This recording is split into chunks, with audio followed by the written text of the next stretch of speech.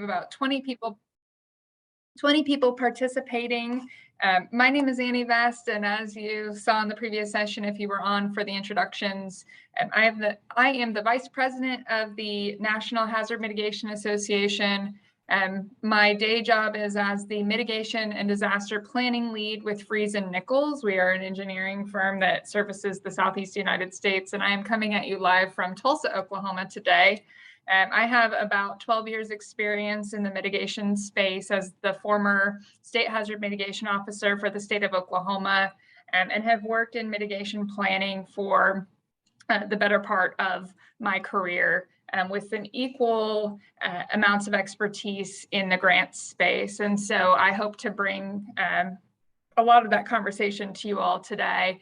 And similar to my background, but more at the state level, I'd like to go ahead and introduce Laura DeWay, the Mitigation Bureau Chief that just took over for Miles Davis after his retirement for the Florida Department of Emergency Management. Laura, do you want to introduce yourself and give a little bit of your background? Yeah, sure. Hi, everyone. And Annie, thanks for having me today. As Annie said, I am the Mitigation Bureau Chief and the State Hazard Mitigation Officer for the state of Florida. I've been with the state for about 6 years now, primarily in the planning side, but now expanding over the last few years more into the grant side. But planning is where I started and is kind of where my heart will always be. So I'm excited to talk about planning today. Awesome. Thanks, Laura. And I do want to give everyone the opportunity during this session to turn on your cameras, communicate with us. We're going to have a quick slide presentation by myself, and then I'm going to turn it over to Laura, and then we'll have some open discussion at the end. And so this is a good size of a group to do that. So please, when we get to that piece, feel free to comment in the chat or turn your cameras on and communicate with us. I'm going to go ahead and share my screen here and get started. Let's see.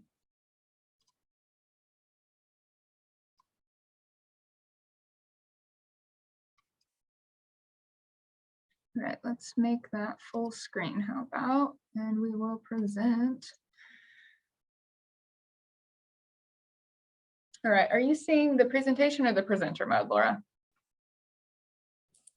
I'm seeing the presenter mode, not the presentation. I'm seeing the PowerPoint side. Stop that and do it differently. How about now? There we go. There we go. All right. So again, the topic of today's conversation is improving and operationalizing mitigation planning. And just a little bit of context, and I'll switch it to the next slide for this, but a little bit of context on this conversation. NHMA has worked pretty tirelessly over the entire duration of our existence to make sure that mitigation planning is meaningful. And by meaningful, I mean, it's not just a check in the box for communities, that it's something that we actually converge our emergency management practitioners, our mitigation practitioners, floodplain, engineering, planners, et cetera, to come together and really plan for our hazards. And we follow along and participate in the different ebbs and flows of policy changes over the years by FEMA, going all the way back to 2007 when we switched from the mitigation planning crosswalk to 2013, 2011 2013 timeframe when the plan review tool came in, and just facilitated a white paper, some training, but just trying to think through ways that we could make mitigation meaningful. And so really getting to the root of that, I recently put on a LinkedIn post on my personal LinkedIn page, a just very haphazard question about mitigation planning. And it was really focused on, I was reviewing just various plans for a lot of different reasons, and they were long, and I was having trouble really finding the what and the why of these documents. And I've worked a lot over the years with Rachel Riley with SCIP, and you'll hear from her this afternoon. and also with others that have been doing research in this space on, are these plans effective, and are they really doing what the framers of the Disaster Mitigation Act of 2000 intended for them to do? And some plans, absolutely, others not so much. But the bulk of this conversation is to really think through where we are now as a nation with hazard mitigation planning, and how do we play forward all of the lessons that we've learned to make sure that we are improving and we do have actual good hazard mitigation planning. It's so much more than check the box. And so I wanted to point out and bring to light why I prioritize hazard mitigation plans, and why I think it's important, and how I communicate it to communities, and why they matter. And I think that means we have to go back to the root of the question of, why do we plan for hazards? And so I open up most presentations when I'm even opening or doing a hazard mitigation plan update with a slide like this that has the title of, why do we plan for hazards? The slide that you're looking at, that picture is, I'm actually in a National Guard helicopter taking that picture after the May 2019 flood in Oklahoma along the Arkansas River that impacted Tulsa. And Tulsa, if you're not aware, is in Northeast Oklahoma.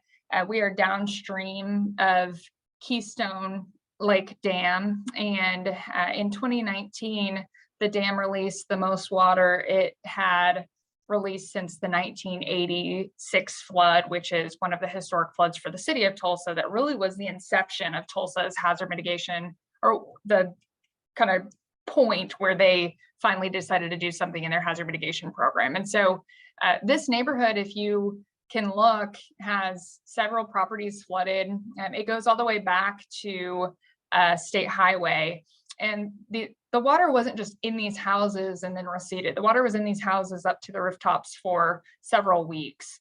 And this neighborhood, if you look at a floodplain map, it is half in the flood zone and half not. So the bulk majority of the residents in this neighborhood did not have flood insurance. They flooded in 1986, and they did receive assistance at that time. Many of these property owners that lived in this neighborhood lived in that neighborhood in 1986.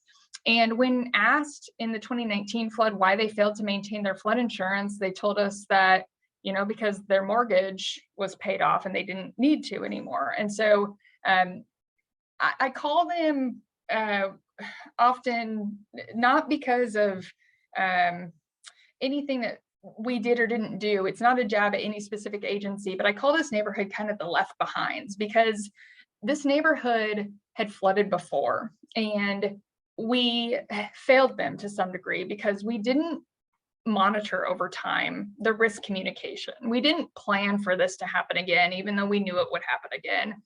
If you open up the hazard mitigation plan for this specific county, there's no mention of this neighborhood, even though there's 300 plus structures in the neighborhood that floods to the rooftops when there's a high release from Keystone Dam.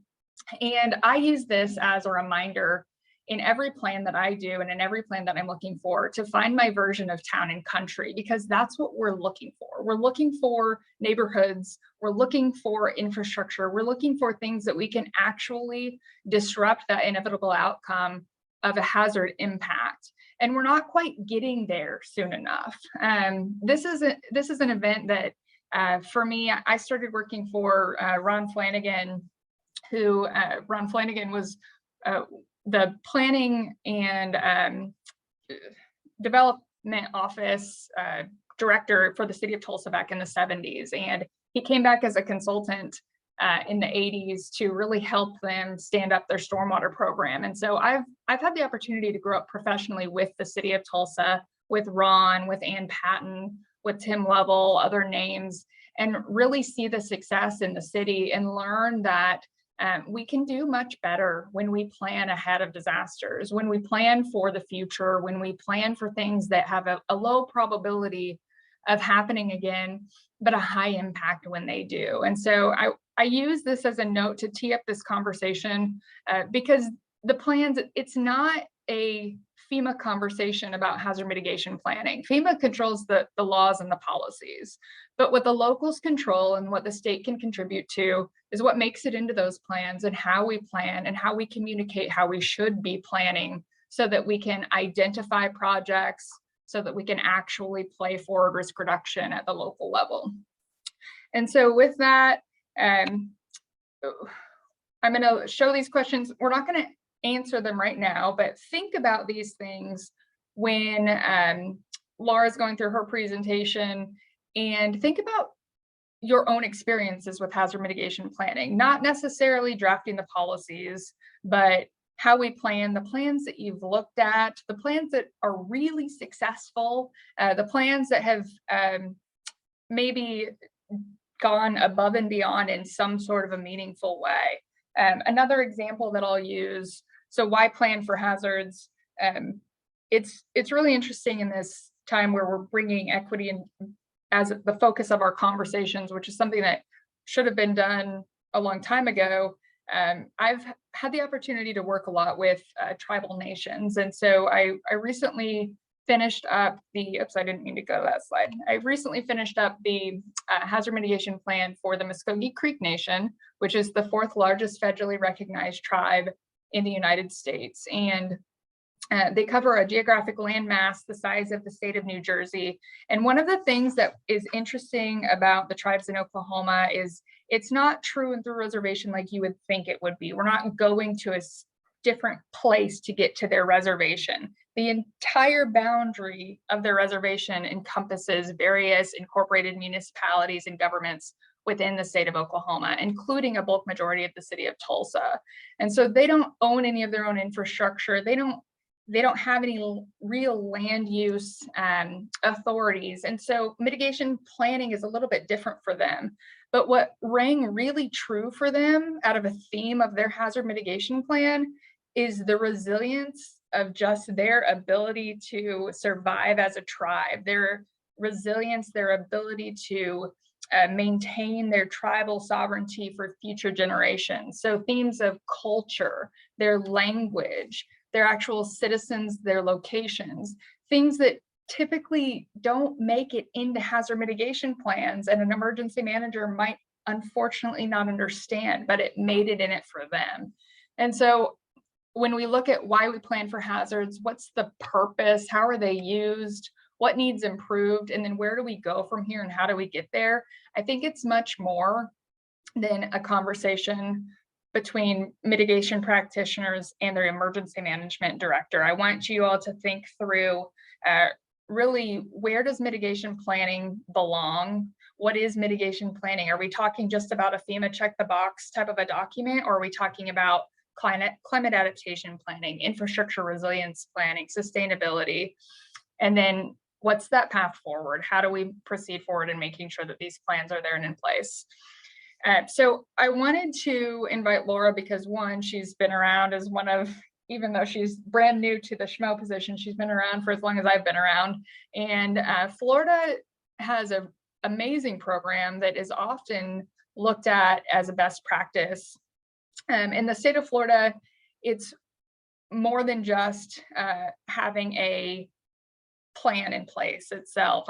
I've followed them in terms of the community rating system, stormwater planning, other types of efforts that they put in place. But what I think is so interesting, and when you get into the history of it, is very similar to the city of Tulsa, or very similar to how other things often begin. I think Mike alluded to it in the plenary session. Sometimes things just start with a good disaster. And so where did they start from? What was that thing that flipped their planning program on its head to make it very successful and what it is today, and what are the lessons we can learn from it? And then after Laura's presentation, we'll open up the floor for just some really good conversation. So Laura, I have control of your slides. So I'm just you just let me know and I'll flip it. All right. Well, thank you, Annie, again for that introduction. You can go to the next slide.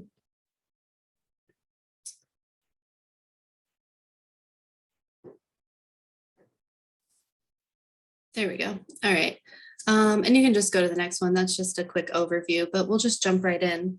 So as as Annie alluded to, if you're familiar with emergency management or mitigation in the state of Florida, you probably have heard about one, the 04-05 hurricane season, and two, Hurricane Andrew in 1992. So in 1992, there was a devastating hurricane, Hurricane Andrew, that impacted South Florida. And we did receive some funding from the various programs at the time. And as time went on, I wasn't here at the time, but I'm going to say we were returning mitigation dollars, and the state director at the time said, we need to find a better way to do this. And so they developed a 3-tier system to ensure that we wouldn't be returning any funds. And I'll get into the specifics of that in the coming slides. But they also piloted work groups in the South Florida communities. And so they had, state and federal partners go down into South Florida, into the communities, and help them set up working groups that would be focused on mitigation and recovery topics. Resilience wasn't really the hot topic in the early mid 90s that it is today, but that's what they were talking about, right? So then in the later half of, well, I guess the end of the 90s, the working groups were developed and expanded across the state. And so every county in the state had a working group. And in 2002, that was codified in the Florida Administrative Code. And so it established that every county would have a LMS working group. So in Florida, when we're talking about a hazard mitigation plan, I know other states and communities usually refer to them as HMPs. In Florida, we refer to it as LMS, and that's local mitigation strategy. So every county has one of these working groups. It is a state requirement for funding. And, if you're familiar with, the happenings in Florida, we get a lot of disasters and we get a lot of HMGP funding. And so there is definitely an incentive for the communities to participate in this. There's FEMA has their requirement for, the local hazard mitigation plan. And, to develop that plan, you have to have a planning group or a working group. And this is really expanding that group to coordinate all mitigation at the county level. In 2013, the administrative code was updated, and it is now 27P-22. And then in 2020, we updated to clarify some language. And if you want to go to the next slide. So this is the outline of the code as it stands today. We really are focusing on the working groups, the plan requirement, and how we allocate funding. There are other aspects to the code, but those are the three main pieces of the code. And you can go to the next slide. So as I mentioned, every county has to have a local mitigation strategy working group and a plan.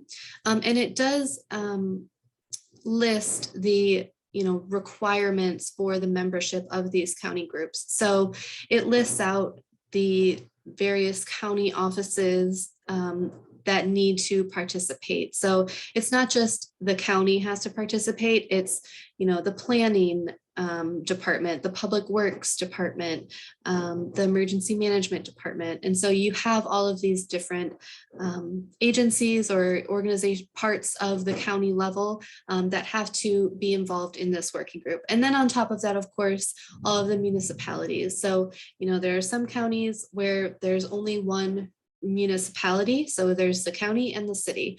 But then there are other counties like Broward or Miami-Dade in South Florida, and they have 25, 30, 35 municipalities. And so those working groups are very large and substantial. And then private organizations, tribes, and special districts are required if they are, if they have a stake in the community. So for example, we have water management districts in the state of Florida. We have 5 of them. So, any type of special district like that. So a water management district, an improvement district, anything that's operating in the community is supposed to be participating in these groups. And if you want to go to the next slide. So in Florida, we have, I guess, delegation of authority from FEMA under a program called Program Administration by States, and that's the PAS. And so under that, we are able to review and approve these local mitigation strategy plans from the counties, to FEMA standard. And we review and approve them. We will obviously, send them back for revisions, things like that.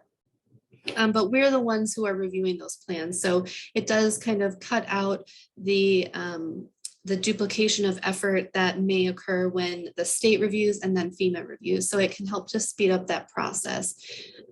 So our responsibilities include, we obviously have to maintain a log of the submitted plans. We have a timeline in which we have to review the plans. And obviously, provide technical assistance when the revisions are required. Once we believe that the plan is approvable, we will notify the community and FEMA and let them know that as soon as they adopt, they will be considered approved according to the state and FEMA. Once it's adopted, we notify and we receive the resolution. We notify FEMA and they will send us the official letter, documenting that that plan is approved. So the way that we manage this, we have a planning team at the state level. We submit monthly updates, monthly reports to FEMA, our partners at the region. So we have what plans are expiring soon, when we received a plan for review, those kinds of things. And then also any technical assistance we've provided and any trainings that we have either taken as state partners or that we have provided to the communities. Next slide. And we keep track of everything through maps that we give to FEMA, and then FEMA will report back to us with a report and some of their maps that they have to keep for their specific region or headquarters requirements. So they complete that information based on what information we provide to them. You can go to the next slide. So we have quarterly conference calls. And the way that the region will conduct monitoring is every time we submit a plan, they log it, obviously, and every 10 plans that we submit, they will select one of those plans to review and just kind of do, an audit review, you can say, to make sure that we are upholding the standards that FEMA is requiring. Next slide.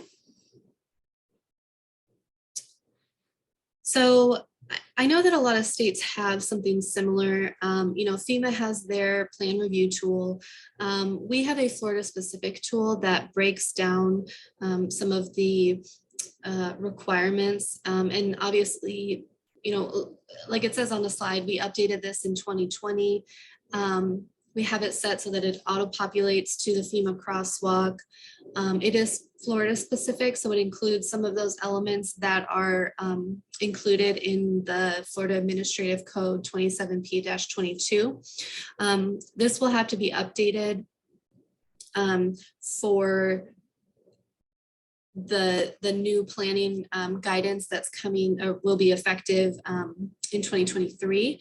But we do intend to, continue to have this Florida review tool, because there definitely are elements where it can be easy for a community to miss, some of the requirements. And so we want to make sure that we are really spelling out exactly what a community is going to have to do to get their plan to approved, right? So this is a huge tool, very beneficial to us in Florida. Next slide. So after the 2014-2016 update cycle, we had a lot of feedback. So we sent a survey to the counties, and we included that in our state hazard mitigation plan update in 2018.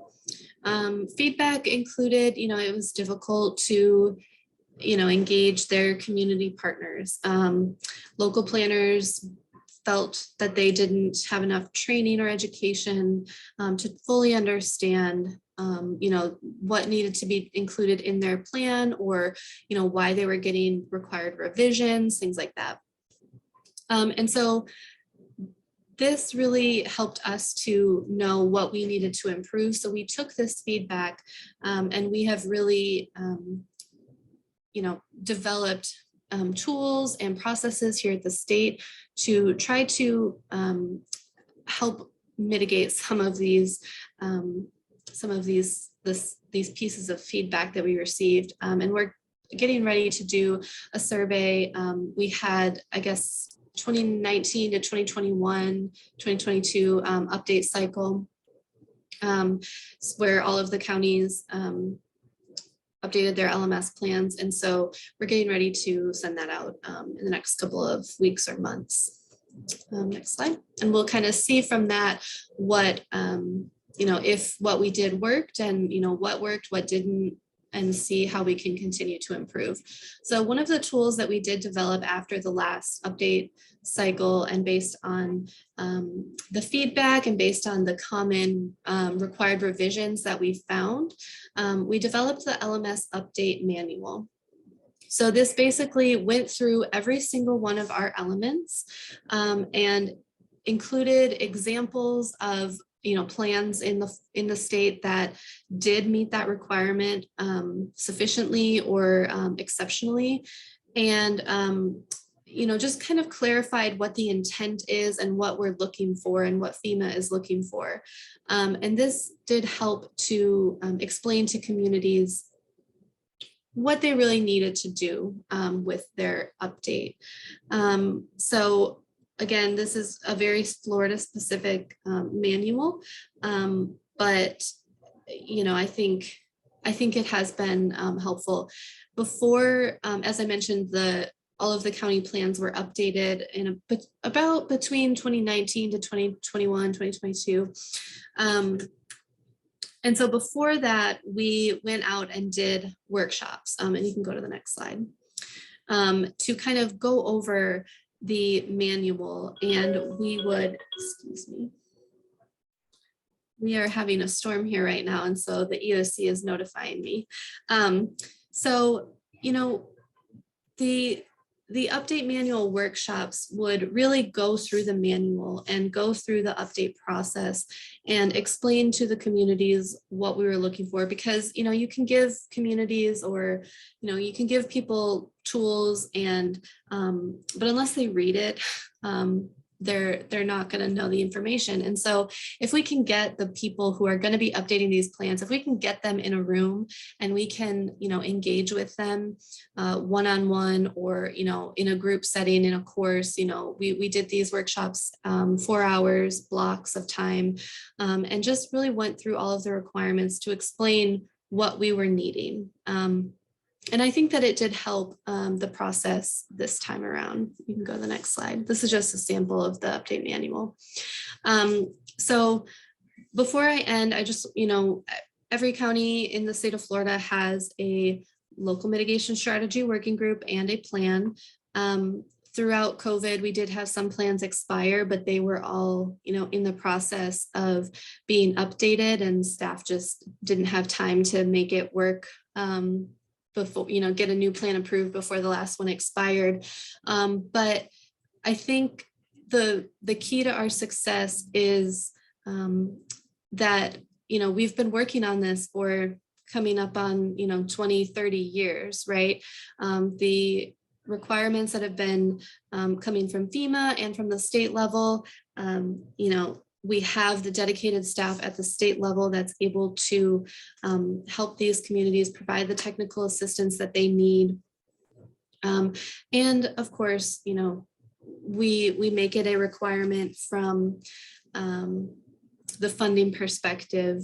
And, because of the way that the rule is written, we have set it up so that communities have a chance at that funding. It's not just going to be swept by, the most populated city or, the communities with the most resources. We have it set up so that communities have a chance at this funding. And I think that because of that, they have a more vested stake. They have an interest in developing and maintaining their plans. So that is all that I have, and I am happy to take any questions. So Annie, I will hand it back to you.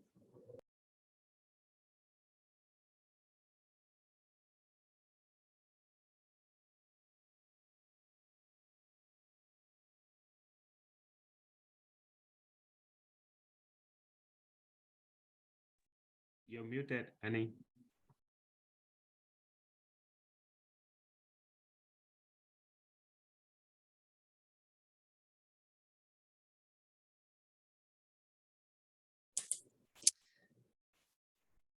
While Annie is figuring that out, I can address the comment from Shuba in the chat. So she said that the LMS working group that she worked with was very active, and I can attest to that. They are required by the rule to meet at least once a year and provide updates to us at the state level that we, kind of keep on record. But they do meet very often. Most of them will meet, if there's no disaster that's happening or no funding that's available, they'll meet, 2 or 3 times a year. Sometimes they meet quarterly, and all of that is kind of listed out in their plan. So, the bigger communities, Palm Beach County, I know they have written in their plan that they meet quarterly. So they're definitely very active. And I think that is the key to the success. They have these people that are continually being reminded about mitigation and resiliency in the community. Can you hear me now? I was just on mute. That was the only issue. Can you see my screen again? Okay, so I just pulled these questions back up, and thank you, Laura. There's so many things from Florida that I think we can learn about really deconstructing their program as to why it's successful. One of the things that really stands out to me is, one, that it's codified, and 2, that it's been around. So it's goes back to the 90s, that longevity, and then that becomes institutional knowledge as time goes on. And that's something that we see in the city of Tulsa as well, that their program is codified, and that over time it just becomes part of their program and who they are. And then the other one is, within that code is there's a requirement to bring multiple partners together, which is something that the FEMA mitigation planning process requires that you do outreach to various stakeholders, but there's no real requirement beyond including in your plan that you did it to really document that you did it. And so I think there's a lot of lessons to be learned. And so I just want to go back for the rest of this to the root, and I'm going to ask Laura a few of these questions as well, but why do we plan for hazards? What's the purpose of the plan? What needs improved and where do we go from here? I'm going to turn that screen off, and then I want to talk a little bit more about that LinkedIn post before I ask Laura a question.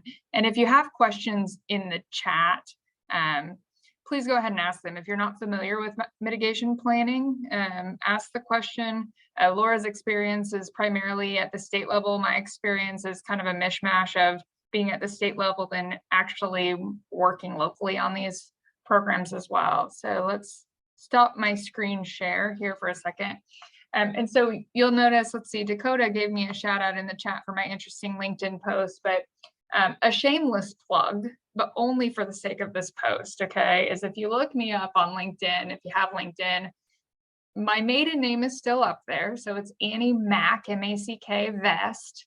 And I put a post about a month ago, and it was just a curious question for emergency managers, planners, state, FEMA, anyone, about what I had mentioned. I had spent some time looking at hazard mitigation plans, and I was just so surprised to see the length of those documents. Why are so many plans exceeding 1,000 pages, and are really they even effective at that point? That post, there were 16,000 impressions on that post. 83 likes, comments, 75 direct comments, and many of you are in this chat. I'm seeing you here, and the comments were great, and they were all factual. They were all true. There's a lot of reasons why these plans are effective in many cases and why they're not in many cases. And really, NHMA's objective is to kind of crack that nut and figure out, how do we find a meeting in the middle of not overburdening local communities, but bringing it back to become really a priority for them so they can make meaningful use of it. And so I'll start with the first question. Laura, in your opinion, why are we even doing this? Why are we planning for hazards?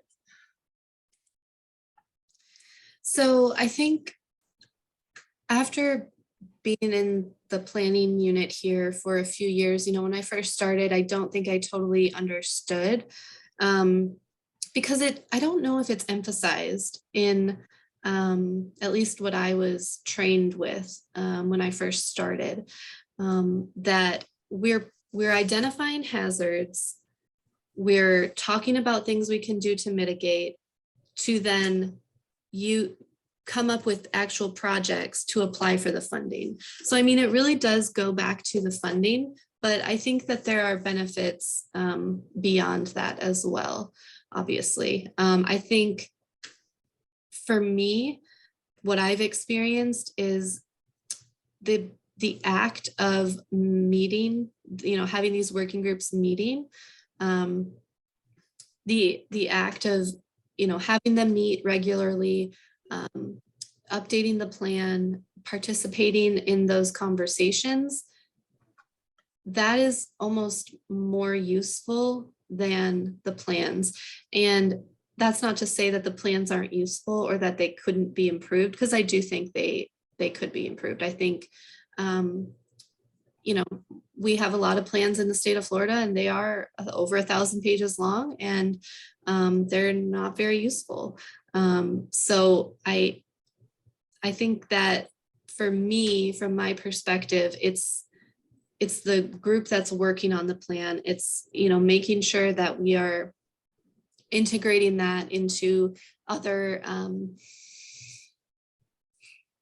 planning efforts in the community, and just really integrating into the community. And like you said, making it part of just what they do. And that's how you build that success over time. And we had a question in the chat, and I'll answer this one first and then see if Laura, you have a response to it too. Are there any examples of the successful planning teams or working groups that are not required in statute? And I want to continue to give a shout out to Tulsa and the city of Tulsa. Tulsa is in Oklahoma, and Oklahoma is a state that doesn't have any sort of state requirement for mitigation. At any point in time, we have about 50% of our hazard mitigation plans are expired. And it's kind of the opposite of Florida. It's just not part of who we are. It's not part of our DNA. And I very much think that that's attributed to the very insignificant amount of federal funds that flow into our state post-disaster. We just don't have the high volume of funds, and it's far and few between. And so the city of Tulsa, after the flooding in the 70s and then 80s, eventually stood up their stormwater program, and they established the Stormwater Drainage and Hazard Mitigation Advisory Board that still exists to this day. And it's a citizens advisory board that really oversees mitigation that is ongoing in the city of Tulsa. And so that's the group that updates and maintains their hazard mitigation plans, their stormwater program, and it is within their city ordinances rather than codified at the state level. But it's something that over time now it's just part of Tulsa's DNA. And then this year, of course, they reached a class 1 through the community rating system, not because they were setting out to do that, but because they had institutionalized these good practices along the way. And these are just things that they do. And so Tulsa is a good success story. But one note about Tulsa, there's also some research that Ward Lyles and then Rachel Riley is on here put together about Tulsa and its story. And one of the questions, it was an article that was published in the ASCE, the American Society of Civil Engineers, one of their natural hazards review. And I had the opportunity to contribute via an interview on that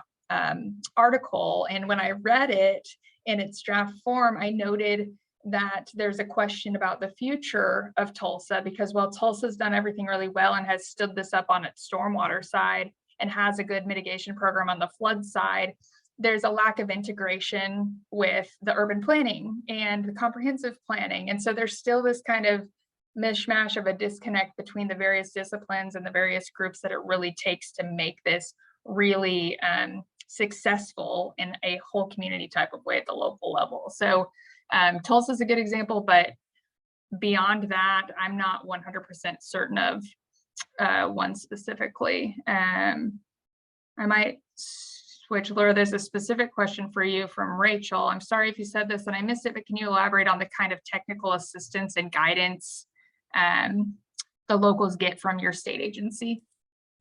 Yeah, so during the update process, they'll send us their plan, we will start to review it, and then we will go back to them, within a few weeks with all of the required revisions, our recommendations of, how to have their plan meet the requirements. And then we'll go back and forth with emails, a couple of times. That usually takes a couple of weeks, sometimes a couple of months if, there's a hurricane happening.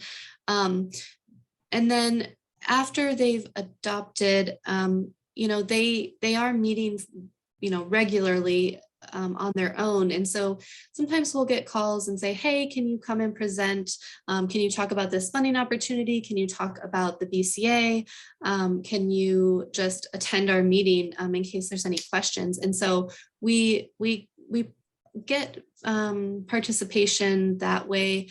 And I think they also are required to update us annually. So we at least have to hear from them annually. And, we're always sending out information. We have quarterly state working group meetings that we invite the locals to hear about the programs from our agency and other agencies. So there's a lot of communications going on, but in regards to that specific technical assistance, it's right when they've sent us the plan and we're reviewing it. And then if they ask us about anything, really specific and want, a presentation or a workshop or something like that. And I think it's important also to note, just because I know this is a practitioners meeting, that the FEMA planning policy has been updated and it does go into effect in April of 2020. Say it, 2023. Thank you, Dakota. And so that's something that anybody on the call should go online to FEMA's website, review it.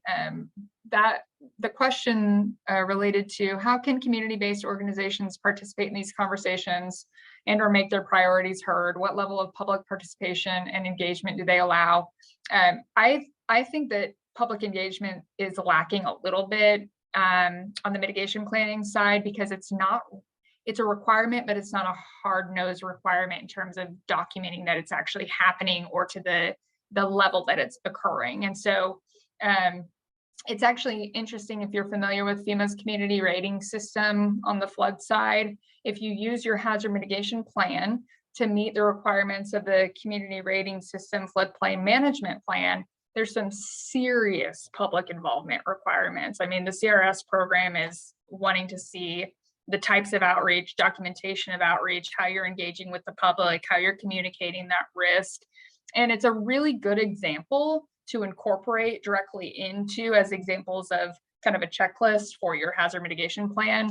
The hazard mitigation planning, again, FEMA just sets the policies. They can't really force this stuff to happen. They're just trusting that it does whenever we write it into the plans, that it is occurring. So that's a local issue.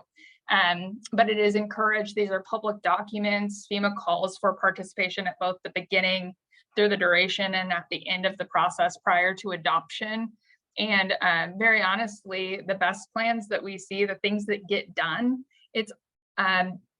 nothing makes our elected officials move faster than when our citizens are involved in something and pushing it forward. And so it is really to our benefit to have them involved in that process. Lots of questions. Laura, you answered that one in the chat as well.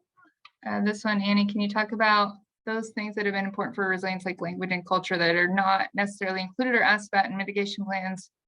And thank you, Laura, for talking about the important. Yeah, so the Muskogee Nation started updating their plan during the middle of the pandemic. And whenever I do a plan or work on a plan, we always just start with a meeting of, let's talk about the things that keep you up at night type of a conversation. And it's really to better understand what they consider to be a hazard. And it's not always the things that we would typically consider. So the language, for example, during the pandemic, they were losing so many of their elders. And this was part of the impacts of the pandemic on the nation. They were losing so many of their elders that it was a concern about the ability of their language to survive. And if their language becomes extinct, what does that mean to their sovereignty? And that's something that we can't grapple with. I can't grapple with that as a non-native citizen. I can't grapple with what it's like to lose things that have existed for generations that just now cease to exist on this earth. And so that was one of the things that was really important to focus on. We incorporated the language into the document itself in terms of having some of their elders comment in the traditional Muskogee language about what hazards would have meant to them, even in their homelands in the Southeast United States, and then translated the hazards into the Muskogee language. But we always have these kind of keystone events in our own lives that change us professionally, and this was definitely one of mine. Simone, my connection with Simone in Tallahassee, I met Tallahassee because they were a participant in a hazard mitigation plan I was working on, and the spirit of these communities that are just trying to survive, that is something that has to be included, and it's something that I'm hopeful. Our federal partners and our state level partners don't always see it the way that we do at the local level, or even the universities that are directly holding these hands in these hardships. And it's not a requirement to incorporate those things in the plan, but it belongs in those plans. It really does, in my opinion. So let's see, we don't have additional questions in here right now. So we have about 10 minutes left. So I'm gonna ask Laura the question of, what do you think in these plans, not necessarily just FEMA focused or length focused or anything, but what do you think needs improved in these plans? I think that we don't have I think it might be lost in translation, the direct connection between what we're identifying in the plan and the project list, because the only reason we're doing the plan is to develop the project list, to know what we need to accomplish, to know what we need to have ready so that when funding becomes available, we have a project that's at least somewhat identified, whether it's, doesn't have to be shovel ready, but we know this is what we want to accomplish. And, there have been various efforts over the years here in Florida, but I don't know if that connection is always brought to the forefront. And something we struggle with here in the state is, when FEMA does an audit review of our plans, and sorry if there's, people from FEMA on the line, but just bear with me. When they do an audit review, they want to see the project list from 5 years ago from that community, and they want to see the project list now, and they want to see where all of the actions have, where everything from the plan 5 years ago is now. And if it's been completed, they want to see it there. If it's been deleted, there. And there have been several times actually where I have given them both plans and project lists, and there are things, the project lists are being updated annually, if not more often. And so there are sometimes projects that will go on and come off because they've been completed, that it's not even captured, because 5 years is so long when you're talking about mitigation, at least when you have a lot of funding like we do here in Florida. And so I think having a stagnant plan or a stagnant project list is not going to be successful. I think that really needs to be an active, living, breathing document. And I know we always talk about, we don't want a plan that sits on the shelf, but really we don't, but it's that project list. We don't want the project list to sit the same for 5 years, because it is completely useless if you're doing that. It really needs to be changing and being updated with the progress of any projects that are, ongoing, what new projects have been identified, all of that. So that's what I would say is my answer to that one. Good. We have about 6 minutes left, probably 5.5. So if anybody has any last minute questions, do throw them in the chat.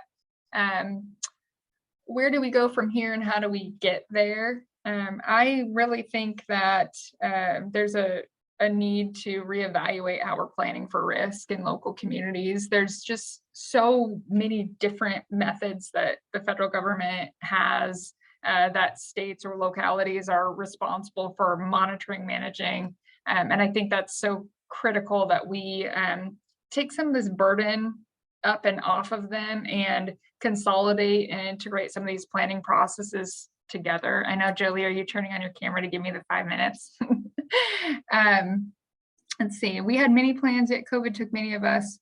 What went wrong from the mitigation end? That's a big question, and my opinion that's coming from the former state side is, as a former state hazard mitigation officer, that planning would have never been in our lap.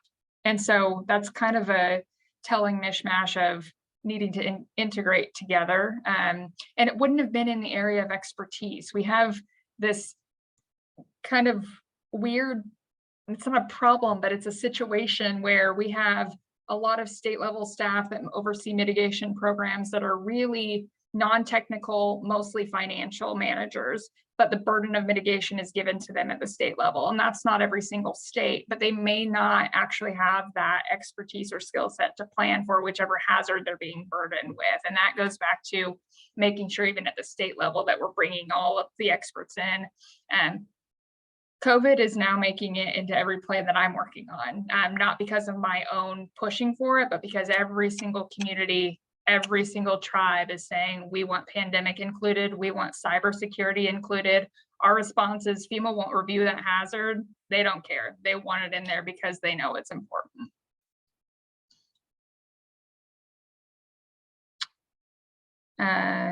Annie, did local building policy fit into your community that flooded? I'm not certain it was your community issue. That community that flooded, Mark was able to rebuild. It's outside of the city of Tulsa, and so they just had to follow the typical NFIP requirements back then, which would have been just probably either at or 1 foot above, I assume probably at base flood elevation. And those properties, when the maps were updated along the Arkansas River, the navigational channel was actually left out. And so when the maps were updated in the early 2000s, that entire area was mapped still as if it was only half in the floodplain. When we remapped that area, the Corps did a statistical analysis with USGS that will show that that entire area, that entire neighborhood should be in the 100-year floodplain. And so we encouraged them to adopt an advisory-based flood elevation after the flood. They did not do that. They let them recover just directly if they were out of the floodplain. They didn't have to meet any sort of requirement in the floodplain. It was still, Tulsa County now has 1 foot above the VFE elevation. So we have 2 minutes left. Laura, any final comments? I just popped something into the chat that I think when the community is updating their plan or developing a new plan, they need to think, what does our community want and need? And then make the plan fit the FEMA requirements. Make sure that you're including those elements, but if you're just looking at the FEMA requirements, it's going to be a shell of what it could be, and not as helpful. And I think we've kind of elaborated and explained all of that here today very well. That's my viewpoint. Thank you, Annie, for having me today. Thanks, everyone. And thanks everyone for joining us. I've popped mine and Laura's emails on the screen so you can see them. Feel free to add us on LinkedIn. I'm super active on LinkedIn, obviously. And we look forward to seeing everybody back. I guess, Jolie, we're headed back to we're leaving the breakout room. Here we go. Thank you, everyone. At the planning level. So there are a lot of communities that still don't even